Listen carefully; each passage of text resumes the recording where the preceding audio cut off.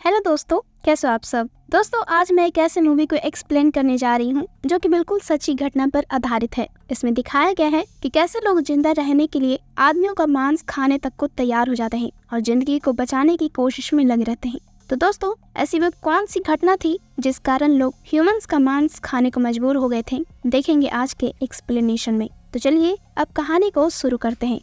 कहानी शुरू होती है ऐसे आदमी से जो 20 साल पहले घटने वाली अपनी घटना के बारे में बता रहा होता है और उस घटना को उसने the miracle of the Andes नाम दिया था। दरअसल 20 साल पहले वो आदमी साउथ अमेरिका में रग्बी फुटबॉल टीम का एक मेंबर था। उसी वक्त 1972 में रग्बी टीम अपनी अपनी फैमिली के साथ अमेरिका से चिली देश जा रही थी एक मैच खेलने के लिए। रास्ते में जाते वक्त प्लेन एंडीज माउंटेन को क्रॉस कर रही थी।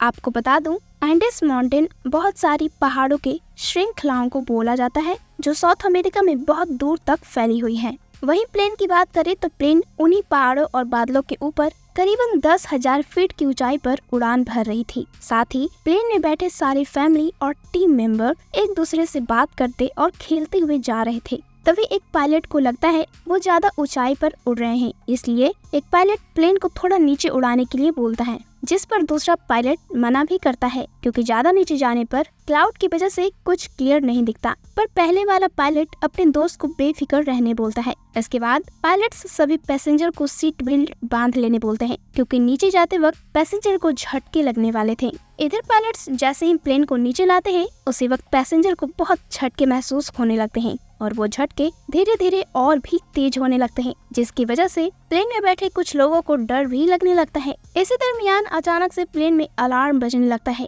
और पायलट्स को प्लेन ऊपर ले जाने की चेतावनी दी जाने लगती है। इतने में पायलट्स की नजर सामने के लोकेशन पर जाती है जहाँ एक बड़ा सा माउंटेन दिख रहा था, लेकिन शायद तब तक बहुत देर हो चुकी थी क्योंकि प्लेन अब उसी माउंटेन से टकराने वाला था।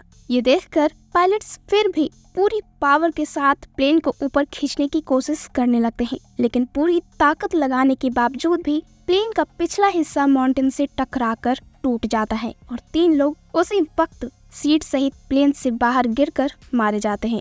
कुछ दूर आगे जाने के बाद प्लेन का एक और विंग माउंटेन से टकराकर टूट जाता है और प्लेन का बचा हुआ आगे का हिस्सा माउंटेन से ढलता हुआ बर्फ की चट्टान से जाकर टकरा जाता है, जिस कारण प्लेन में बैठे सारे लोग सीट सहित आगे की ओर खिसक कर एक दूसरे पर ही चढ़ जाते हैं। तभी देखते हैं प्लेन के चारों तरफ सिर्फ बर्फ ही बर्फ दिखाई पड़ रही थी। मीलों तक कुछ भी नजर नहीं आ रहा था। इधर कुछ देर बाद जब लोगों को होश आता है तो पता चलता है हादसे में कुछ लोग मारे गए हैं और कुछ लोग बहुत ही ज्यादा जख्मी हो चुके थे और कुछ तो प्लेन में ही इतनी बुरी तरह से फंस गए थे कि उन्हें निकालना भी मुश्किल था। इसलिए अब जिन लोगों को थोड़ी बहुत चोटें लगी थी वो सभी मिलकर मारे गए लोगों को एक एक कर बाहर निकालने लगते हैं और जो लोग जख्मी थे उनका इलाज करने लगते हैं, क्योंकि उन सभी खिलाड़ियों में 2 लड़के मेडिकल स्टूडेंट्स भी थे जिनका नाम था केनेसा और जेवरिनो। आगे जब एक लड़का पायलट्स को आकर देखता है तो एक पायलट अभी भी जिंदा था और पानी मांग रहा था। जब ये बात केनेसा और जेवरिनो को पता चलती है तो दोनों केबिन में जाकर बर्फ को ही कपड़े में इकट्ठा कर पायलट को पिलाने की कोशिश करते हैं। इसके बाद केनेसा पायलट की सहायता से रेडियो के जरिए सैंटियागो कांटेक्ट करने की कोशिश करता है, पर पावर सप्लाई खराब होने की वजह से रेडियो भी काम करनी बंद कर दी थी। तभी कुछ देर बाद वहाँ पर बहुत ही बर्फ गिरना शुरू हो जाती है, जिससे सभी को लगता है आज रेस्क्यू वाले उन्हें ढूंढ नहीं पाएंगे क्योंकि बर्फबारी में रेस्क्यू वाले नीचे फंसे हुए लोगों को नहीं देख पाएंगे। पर उन्हें यकीन था नेक्स्ट डे रेस्क्यू प्लेन उन्हें जरूर ढूंढ लेगी। इसलिए अब सभी लोग किसी तरह एक रात बिताने की सोच लेते हैं, पर उन्हें कहाँ पता था ये तो बस अभी शुरुआत थी। इधर ठंड भी लगातार बढ़ती जा रही थी, तो अब सभी लोग प्लेन में लगी सीट को ही फाड़कर उसके कपड़ों को ब्लैंकेट की तरह इस्तेमाल करने लगते हैं। पर जैसे ही देर रात होती है ठंड बहुत ही ज्यादा बढ़ जाने की वजह से कोई भी नहीं सो पा रहा था, क्योंकि रात का जो टेम्परेचर था वो लगभग -30 डिग्री से -40 डिग्री सेल्सियस तक पहुंच चुका था। इसलिए अब कुछ लोग हिम्मत कर वहां पर पड़े सभी के सूटकेस से प्लेन के पिछले वाले हिस्से को बंद कर देते हैं। तब जाकर लोगों को ठंड से कुछ राहत मिलती है और सभी सो पाते हैं। अगले दिन सुबह जब सभी जागते हैं तो दर्द और ठंड की वजह से कुछ लोग और मारे गए थे, इसलिए अब लोग उन्हें भी बाहर लाकर रख देते हैं और किसी रेस्क्यू प्लेन के आने का इंतजार करने लगते हैं। पर अभी तक एक भी रेस्क्यू प्लेन नहीं आया था। साथ ही लोगों की सबसे बड़ी प्रॉब्लम थी उनके पास राशन नहीं था और अभी उनके पास जो भी खाने पीने की चीजें थी वो बहुत ही लिमिटेड थी, जैसे कि थोड़ी बहुत पीनट्स, कुछ पैकेट चॉकलेट्स, 4 बोतल वाइन, हाफ बोतल रम। वहीं जो लोग बचे हुए थे उनकी संख्या 27 थी। इसलिए अब सभी लोग बोतल के ढक्कन से थोड़ा थोड़ा वाइन बांट कर पीने लगते हैं और पीनट्स के एक दाने को 2 दिनों तक खाते हैं। वैसे इन सभी चीजों में एक राहत की चीज जरूर थी, वो थी सिगरेट्स, जो उनके पास हजारों की संख्या में थी। आगे जब सभी रेस्क्यू का इंतजार कर रहे थे तभी उन्हें एक प्लेन की आवाज सुनाई देती है, जो सिर्फ उन्हें सुनाई दे रही थी, दिखाई नहीं। वहीं थोड़ी देर बाद वो प्लेन भी वहाँ से चली जाती है, जिस कारण लोगों को एक रात और ऐसे ही बितानी पड़ती है। अगले दिन अब लोगों को भूख के साथ साथ प्यास भी लगने लगी थी, तो वे लोग पानी को ही धूप से मेल्ट कर एक एक पानी की बूंद को वाइन की बोतल में इकट्ठा करने लगते हैं और अपना दिन काटने लगते हैं। कुछ दिनों बाद उनका एक दोस्त नैंडो भी कोमा से जाग जाता है, जो हादसे के बाद से कोमा में चला गया था। होश में आते ही नैंडो को पता चलता है प्लेन क्रैश में उसकी मॉम मारी गई है और उसकी बहन बहुत ही जख्मी है। इसलिए अब नैंडो अपनी बहन के पास ही जाकर बैठ जाता है और फिर इसी तरह एक और रात बीत जाती है। अगले दिन फिर से लोगों को एक प्लेन की आवाज सुनाई देती है, जो इस बार सुनाई ही नहीं अच्छे से दिखाई भी पड़ रही थी। इसलिए अब लोग भी बाहर आकर प्लेन की तरफ हाथ हिलाकर बुलाने की कोशिश करने लगते हैं, लेकिन रेस्क्यू वालों को उन पर नजर नहीं पड़ती और उस वक्त भी प्लेन वहां से चली जाती है। आपको बता दूं, इस दरमियान रेस्क्यू प्लेन एक बार नहीं बल्कि 3 बार लोगों को ढूंढते हुए यहाँ आई थी, पर एक बार भी उनकी नजर इन लोगों पर नहीं पड़ी। पर नीचे खड़े लोगों को लगता है प्लेन के पायलट ने उन्हें देख लिया है, इसलिए अब वे लोग पूरी तरह से कॉन्फिडेंट हो जाते हैं कि अब वे लोग अपने घर जाएंगे। इसलिए रात में सोते वक्त सभी लोग खुशी खुशी से जो बचा खुचा राशन था सारे खत्म कर देते हैं, क्योंकि उन्हें यकीन था मॉर्निंग होते ही रेस्क्यू वाले उन्हें लेने आ जाएंगे। इसलिए अगले दिन सभी बाहर बैठकर रेस्क्यू का इंतजार करने लगते हैं, पर इस बार वहाँ एक भी रेस्क्यू प्लेन नहीं आती। दूसरी तरफ एंटोनियो को पता चलता है उनके पास अब खाने पीने के लिए कुछ भी नहीं बचा है, क्योंकि रात में ही लोगों ने खाने पीने की चीजों को खत्म कर चुके थे, जिसके बाद अब लोग भूखे रहने पर मजबूर हो जाते हैं। बाद में अब सभी लोग सूटकेस से ही बड़ा सा एक्स लिखकर छोड़ देते हैं, पर कोई फायदा नहीं। यहीं पर पता चलता है लोगों को वहाँ पर आए हुए आज 5 दिन बीत चुके थे। आगे प्लेन में एक लड़की को किसी पैसेंजर की बैग से एक ट्रांजिस्टर मिलता है। ये देखकर लोग बहुत ही खुश हो जाते हैं और ट्रांजिस्टर को ऑन कर सुनने लगते हैं, पर सिग्नल वीक होने की वजह से उन्हें कुछ भी सुनाई नहीं दे रहा था। इसलिए अब एंटोनियो सिग्नल लाने के लिए बहुत ही लंबी वायर ट्रांजिस्टर में जोड़ता है, जिस कारण उन्हें फाइनली सिग्नल मिलने शुरू हो जाते हैं। पर प्रॉब्लम ये थी कि वे लोग सिर्फ ट्रांजिस्टर की मदद से बाहर की सारी बातें सुन सकते थे, पर वे लोग किसी को मदद के लिए बुला नहीं सकते थे। ये जानने के बाद सब लोग क्लाइंब कर माउंटेन पर जाने लगते हैं, क्योंकि जिस वक्त प्लेन क्रैश हुआ था उस वक्त प्लेन के हिस्सों के साथ प्लेन की बैटरी भी गिर गई थी। इसलिए अब कुछ लोग उस बैटरी को लाने के लिए निकल जाते हैं। इधर मिलो ऊपर चढ़ने के बाद माउंटेन पर ऑक्सीजन कम होने की वजह से उन्हें सांस लेने में प्रॉब्लम होने लगती है, इसलिए अब वे लोग थोड़ा रुक जाते हैं। तभी क्या देखते हैं, अचानक से उनमें से एक बर्फ में फंस जाता है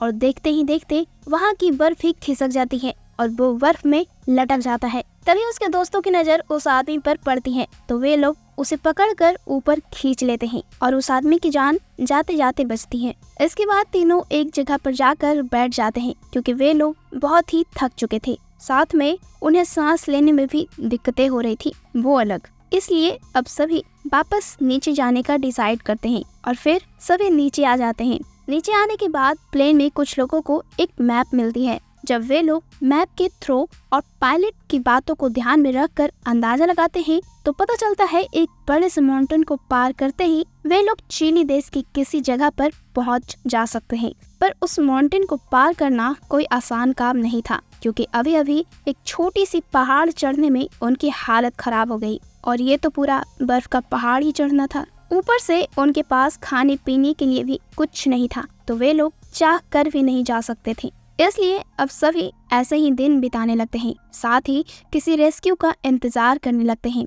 और अब ऐसे ही इंतजार करते हुए पूरे 9 दिन बीत चुके थे। अगले दिन उन्हें रेडियो से पता चलता है उन लोगों को ढूंढने का रेस्क्यू मिशन भी बंद कर दिया गया है, क्योंकि लोगों को अब लगने लगा था प्लेन में बैठे सारे लोग मारे गए हैं। इधर ये बात सुनकर नैंडो प्लेन में बैठे सारे लोगों को बताता है अगर उन्हें जिंदा रहना है तो खुद ही उन्हें कोई डिसीजन लेना होगा, वरना इतनी ठंड में बचे हुए लोग भी मारे जाएंगे। जिसके बाद अब लोग क्लाइंब कर चिली देश जाने का डिसाइड करते हैं, क्योंकि मैप के अनुसार उन्हें लग रहा था जहाँ वे लोग हैं वहाँ से चिली देश नजदीक है। बस उन्हें क्लाइंब कर माउंटेन की चोटी को पार करना है। मगर बिना खाने पीने के पहाड़ पर चढ़ना मुश्किल था, क्योंकि पहाड़ को चढ़ने में 3-4 दिन का वक्त लग सकता था, जिस कारण हो सकता था ठंड से पहले वे लोग भूख से ही ना मारे जाएं। इसलिए अब नैंडो न चाहते हुए एक दिल दहला देने वाली डिसीजन लेता है। वो सभी लोगों को मरे हुए लोगों की बॉडी को खाने का सुझाव देता है। ये सुनकर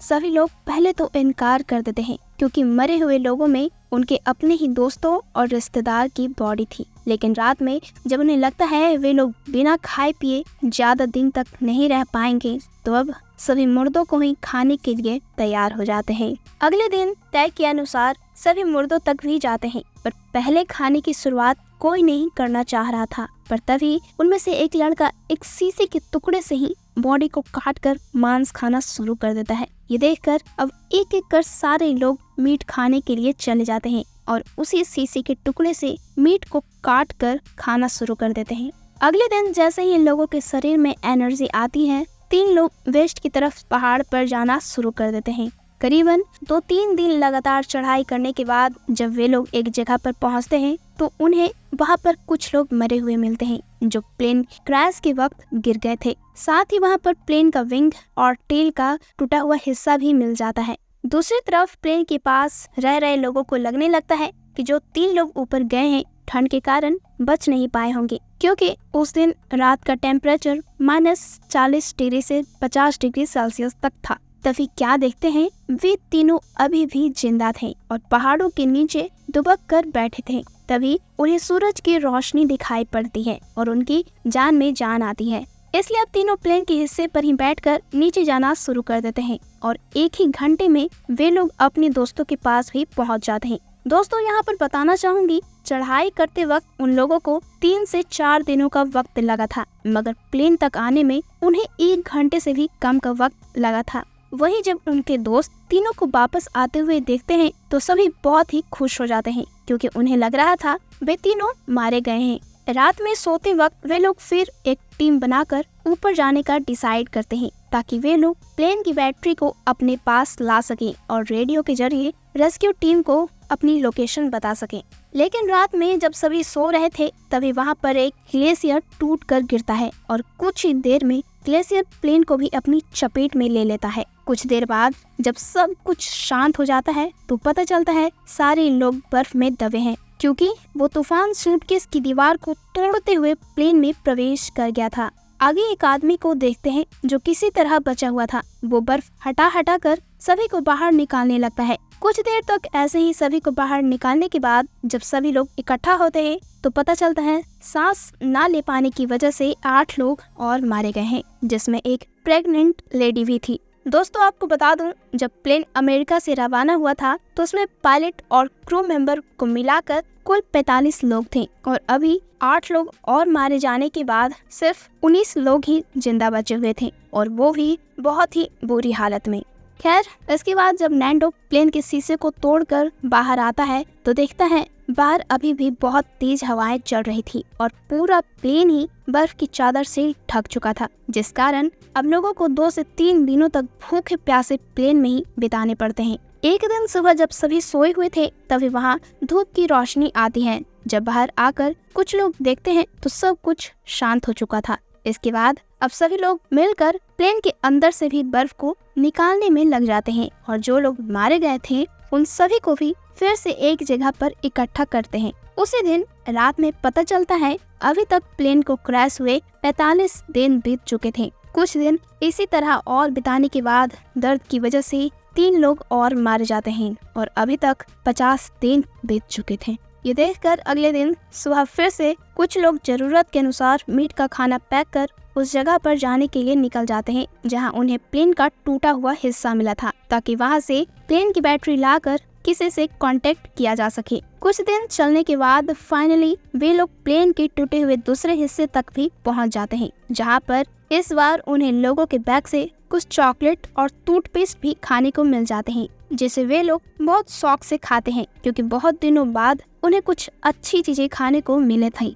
बाद में जब बैटरी को ले जाने की बारी आती है तो वो इतनी भारी थी कि वो बैटरी को जिस चीज पर रखते, बैटरी की वजह से उसमें छेद हो जाती और बैटरी वहीं पर फंस जाती। इसलिए अब तीनों फिर से नीचे वापस आकर एक लड़के को ऊपर ले जाने लगते हैं, जो थोड़ा बहुत मैकेनिक का काम जानता था। लेकिन वहां जाने के बाद वो लड़का भी रेडियो फिक्स नहीं कर पाता। तो अब नैंडो बिना समय गवाए मैप के अनुसार वेस्ट की तरफ जाने की सोचता है, पर वहाँ इतनी बर्फ गिर रही थी कि किसी को आगे जाने की हिम्मत नहीं हो रही थी। ऊपर से वे लोग आने जाने में बहुत ही थक भी चुके थे, इसलिए अब सभी नीचे प्लेन के पास वापस आ जाते हैं और फिर से दिन बिताने लगते हैं। और इसी तरह अब तक 61 दिन बीत चुके थे।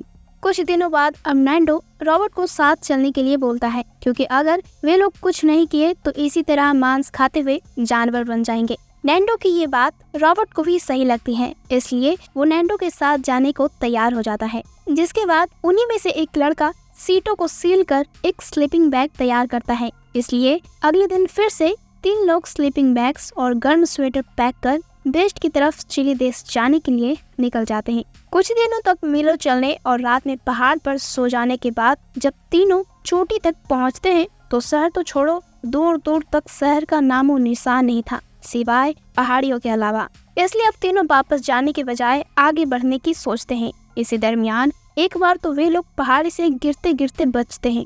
इन सब मुश्किलों को देखकर कनेसा, जो उनके साथ आया था, वो आगे जाने से मना कर देता है, क्योंकि मीलों तक कुछ भी दिखाई नहीं दे रहा था। तो उन्हें समझ नहीं आता अब उन्हें किस तरफ जाना है। इतने में नैंडो का ध्यान तकरीबन 50 मील दूर पहाड़ियों पर जाता है, जहां बर्फ बहुत कम थी। तो नैंडो को लग रहा था वहां पर जरूर ग्रीन ट्रीज या कुछ खाने पीने की चीजें मिल जाएगी। इसलिए अब नैंडो सभी को उसी तरफ जाने बोलता है, पर कनेसा इतना थक चुका था कि उसे आगे जाने की हिम्मत नहीं हो रही थी। पर फिर भी किसी तरह नैंडो कनेसा को समझाता है और साथ में चलने के लिए राजी कर लेता है। वहीं जाने से पहले दोनों अपने एक और साथी टिनटिन को प्लेन की तरफ वापस भेज देते हैं, क्योंकि उनके पास जो खाना था वो बहुत ही कम बचा था। इसलिए टिनटिन पहाड़ियों से ढलता हुआ कुछ ही घंटों में प्लेन तक पहुंच जाता है। इधर करीबन 50 से 60 मील चलने के बाद फाइनली दोनों को एक वैली और हरियाली दिखती है। इसलिए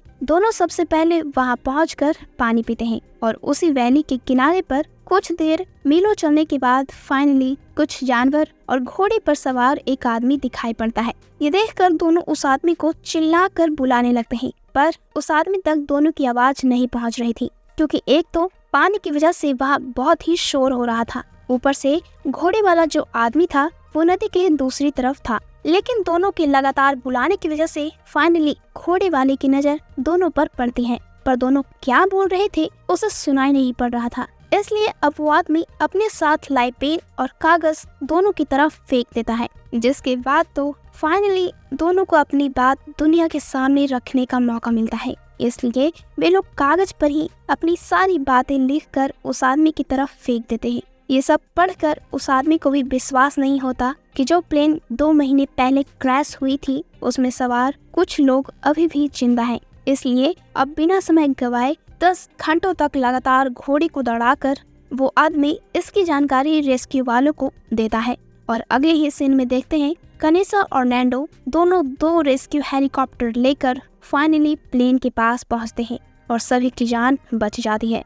दोस्तों, आपको बता दूं, इस पूरे हादसे के दरमियान 75 दिनों तक लोगों ने उस एंडेस माउंटेन में सरवाइव किया था, जिसके बाद फाइनली उन्हें अपने घर जाने का मौका मिल रहा था। मगर दुख की बात ये थी कि इस पूरी घटना में 29 लोग मारे गए थे और मात्र 16 लोग ही सरवाइव कर पाए थे। तो दोस्तों, उम्मीद करती हूँ एक्सप्लेनेशन आपको पसंद आई होगी। अगर एक्सप्लेनेशन आपको पसंद आई हो तो वीडियो को लाइक और चैनल पर नए हो तो उसे सब्सक्राइब जरूर कर देना, ताकि इस तरह की एक भी मूवी आपसे मिस ना हो।